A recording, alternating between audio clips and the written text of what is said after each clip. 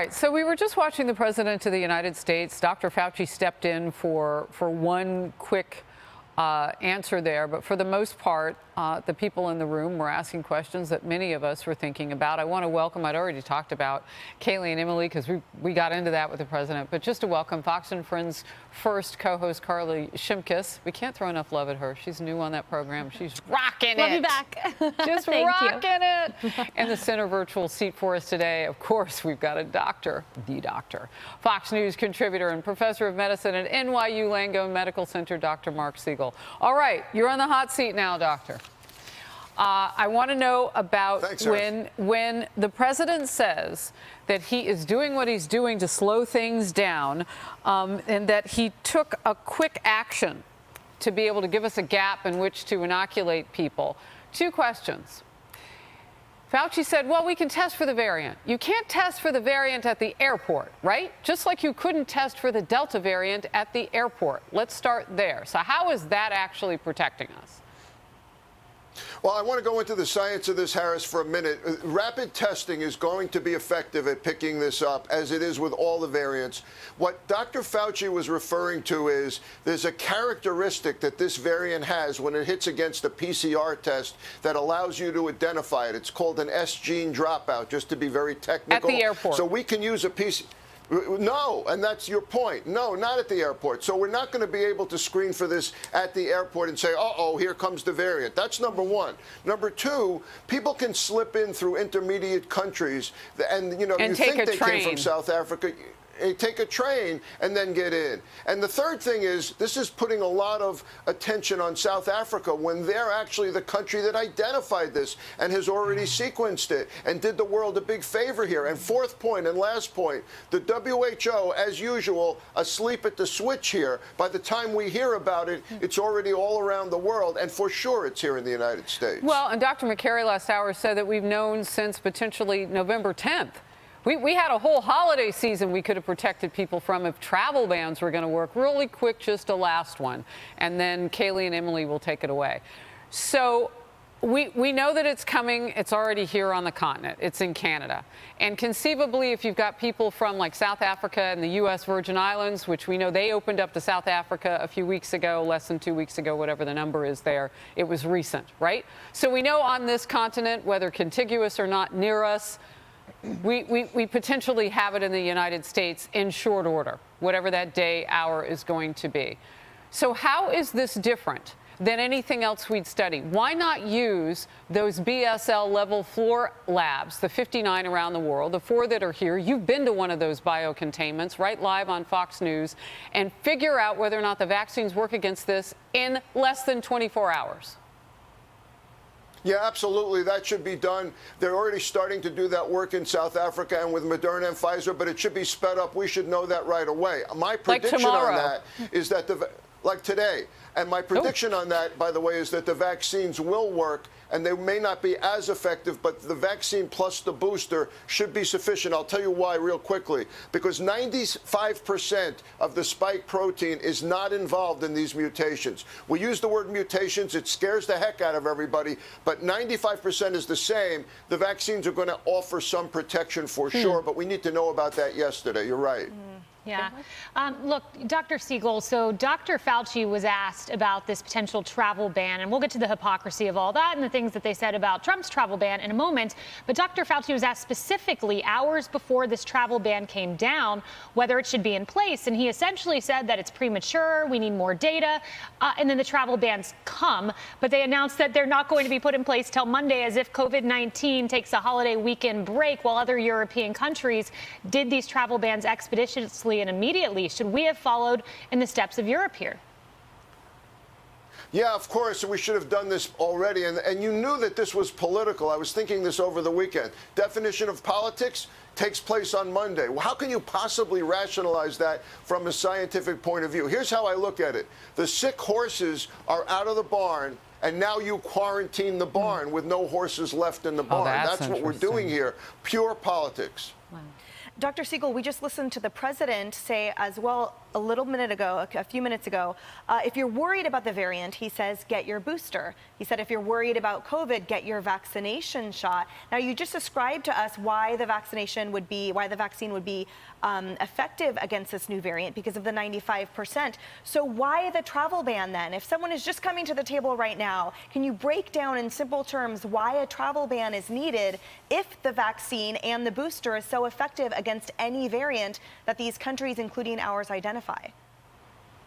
Well, that's a great question. We don't know for sure the degree to which the vaccine is effective, but I don't agree with the president's point that we need a slowdown here while we find out. Because you know what happens? We spread fear. We cause economic consequences. We cause depression, more anxiety. Everybody flashes back almost 2 years. And it's really cruel and unnecessary, and not from a public health point of view. I don't think it adds anything. And I don't agree with the point about South Africa either. South Africa feels targeted here, and other countries are not going to go ponying up their variants if they think they're going to get crushed economically as a result. That was the reporter from Bloomberg asked the first question, and that was whether or not other countries are now not going to report variants because they've seen the way the United States and just a few other countries, the UK, have band together and said, well, you know what, if you're coming from there, well, look, they did the hard work. And in fact, they have some details already on this variant. They're not being widely reported. But they're coming. And the president there says he feels punished. And those other African nations say, we feel punished because we reported to you what was going on. And then you closed basically your borders to us. And by the way, there's a big honking border that's open. I could go on. I could go on. Carly, I'm coming right to you. I want to get to this, though. Kaylee touched on it, and it has to do with what President Biden has said about bans in the past. And, you know, when you look at it, I'm going to ask the team if we have some of that. So we can just hear it from the president's own words. Do we have it? Let's watch. Okay, they don't. Carly, as you'll recall, the president then candidate Joe Biden called President Trump xenophobic. Yeah. Now, we knew that the virus was in fact coming from China, so it wasn't a guess. It wasn't any of that kind of thing. These were first steps. As Dr. Siegel just pointed out, those were 2019 moves. We're in 2021 now. Your thoughts? Yeah, and I believe that President Biden also posted a tweet criticizing former President Trump for a ban on African countries, calling it racist, and look at where we are right now. My big takeaway with all of this, with the information that we know right now, is that the reaction to it doesn't match what we're hearing, especially from the South African doctor who first alerted the world to this variant. She says that she's seeing mild symptoms, like sore muscles, tiredness for a day or two, not feeling well. Exactly. They might have a slight cough. So we're shutting down travel. We're getting global hysteria over this. In a presidential press conference where the president of the United States just said that we're facing a new threat. Is it a new threat, or is it an extension of the old threat that might be less severe than other variants that we've already seen? And then, Harris, in New York, you have Governor Kathy Hochul declaring a state of emergency. We're in a state of emergency right now for the possibility of something that could maybe come down the road.